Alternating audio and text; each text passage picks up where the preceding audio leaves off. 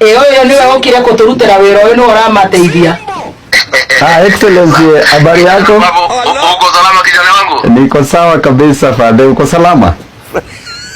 Kabisa, wewe ni kijana wa nguvu, ninakupenda sana. Hata mimi nakupenda sana sana, wewe ni mtu wa nguvu sana, unasaidia wananchi vizuri. Asante sana. Kwa viongozi kama nyinyi, si ndio? Asante sana.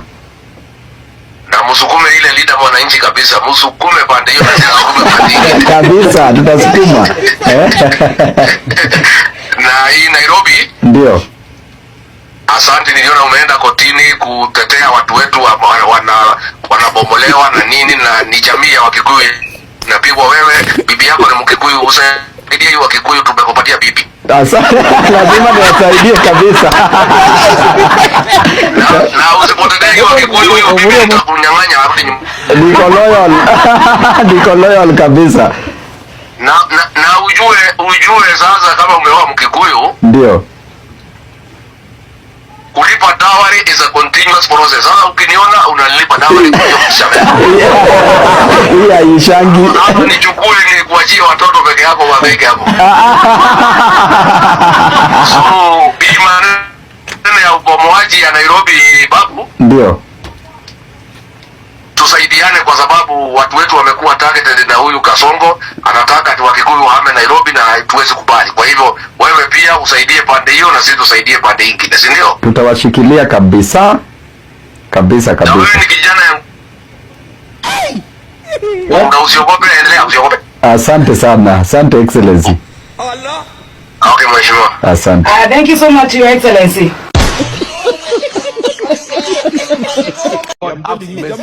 Jamaa kiongea kama huyo Kindiki.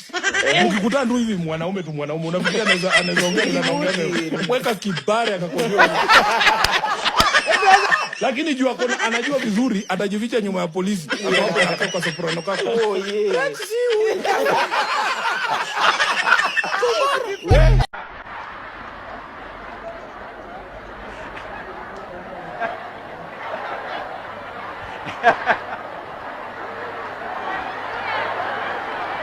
We are moving forward ever, backward. Oh my God, William Ruto is lying until his head is shrinking, you know, he's becoming skinnier.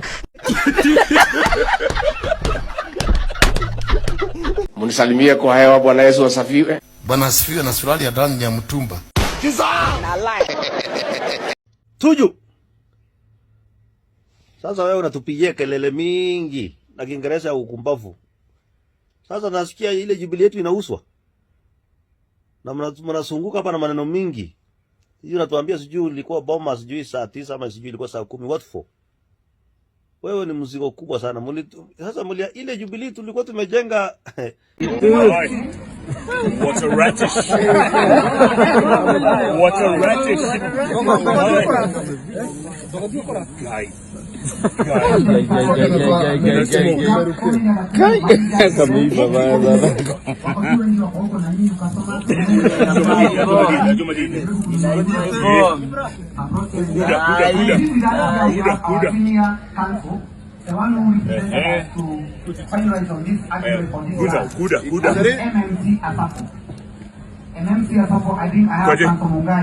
Top. I pass it on. Hey, Kinyami.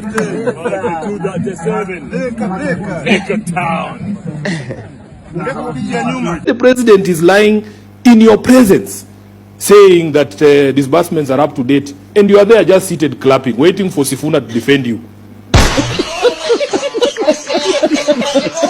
Kwambeni Bulanda uweza kajua huyu mama anaitwa Karen Nyamu. Huyu mama mimi nikiona hata before kuwe senator, huyu mama alikuwa anapeana kinywero na 50 bob. Huyu mama ni msherati mwezi takajua.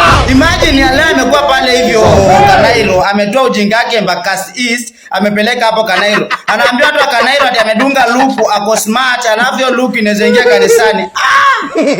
Kanisa gani hiyo luku inaingia? Mtu umedunga dress na umedunga ndani jeans ya mtu wa mjengo. Kabisa nataka kuniambia huyu mama yu sherati yote mwenye alimpigia tu kura mpaka akakuwa senate. Akili yako si mzuri. Hebu angalieni mama anaongea nini. Na niko smart. Allah. Hii luku ya Embakasi East unaionaje leo? Si mbaya sana. Tumefunika maneno, ni nguo ya heshima. Mambo ya kuongea kuhusu William Ruto ati sijui anapenda kuua, anapenda kuchoma kanisa sijui nini. Mwenyezi Mungu atakujibu.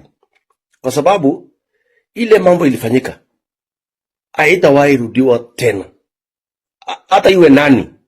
Ilikuwa ujinga. Mimi natoka Eldoret. Sisi tunatoka Rift Valley. Tunaelewa ni nini ilifanyika. Tulipoteza, watu wengi walipoteza. Hakuna mtu, ilikuwa ujinga. Nobody will win hiyo. Wametufanyia ile kitu na ile platform yetu ya sensors, it's completely down, crashed, it's buffering. But it's okay, you guys. I am actually happy because I have gotten a chance to receive a lot of your recommendations and advice and feedback. And please, if I leave out any recommendation you guys have given me, because I'm gonna say it there right now in this video, please kwa comment section eka. Watu wa diaspora wame come out very strong kusema they are being left out. This platform did not accommodate them because ulikuwa unaweka Kenyan number, afadhali tuweke hata email and so forth. They've also said that your party are volunteering. We need also to just improve on that so that they are also able to volunteer. Apple place your payment. We need to put up structures for more payment platforms other than M-Pesa. Wame recommend Airtel, PayPal and so forth. I've heard you.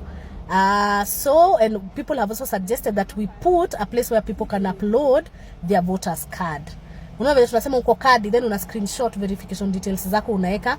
We can also input that section as well and provision. So I hear you if I've left something. I am Charity Wawero, a teacher by profession, a young woman in politics, a civic educator on social media platforms.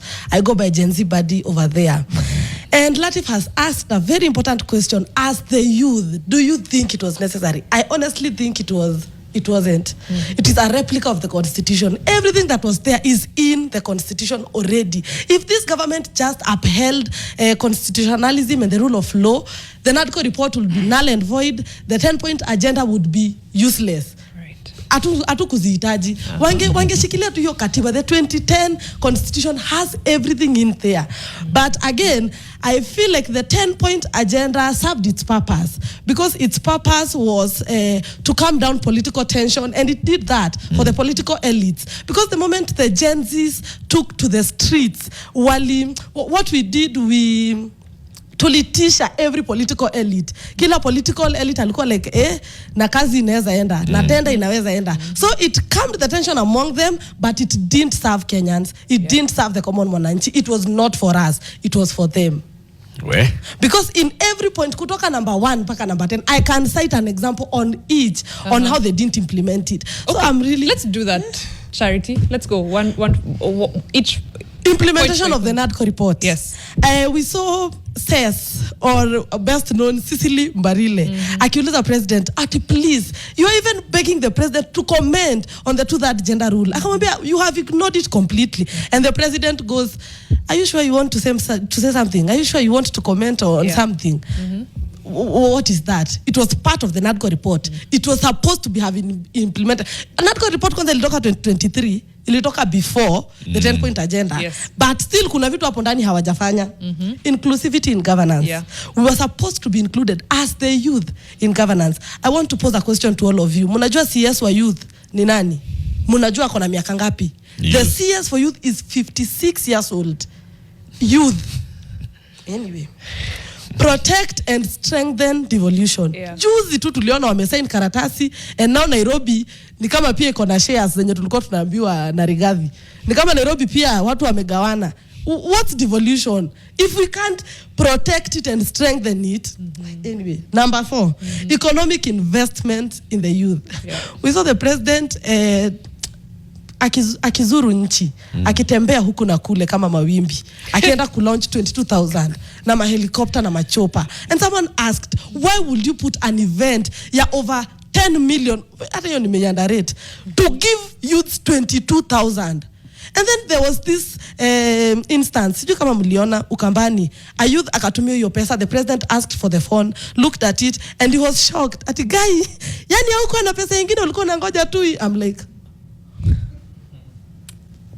what? You have, this government has weaponized poverty. They want us to be poor. Ati akikupatia hiyo 22,000 uko, yes, mheshimiwa. Oh my God, king, the conqueror, the emperor, the champion. Uphold integrity in leadership. I can go on and integrity. Oh my God. There's no need. Right to peaceful assembly. I have been to Kitengela. I have been to Kakamega. I was there on ground. Nilikuwa hapo tukizima hiyo tear gas. Nilivuta, nilikunywa. Is that peaceful? What do you mean? You can't. Someone was killed in Kitengela. His body is tomorrow. Huwezi finya watu wetu, unafinya watu Nyamakema, unafinya watu wakulima. Nikamwambia Kasongo, wewe utakuwa one time. Niliangalia naye macho kwa macho, si ndio? Yeah? Na ilibakia kidogo nichape kofi, si ndio? Hata nilifanya makosa ningechapa yeye, Sasa ndio hii wabunge wetu ambaye ni watu wana akili, wakapewa pesa wanifukuse, wakewekewa naibu wa rais robot. Ni robot si robot? Ni robot si robot?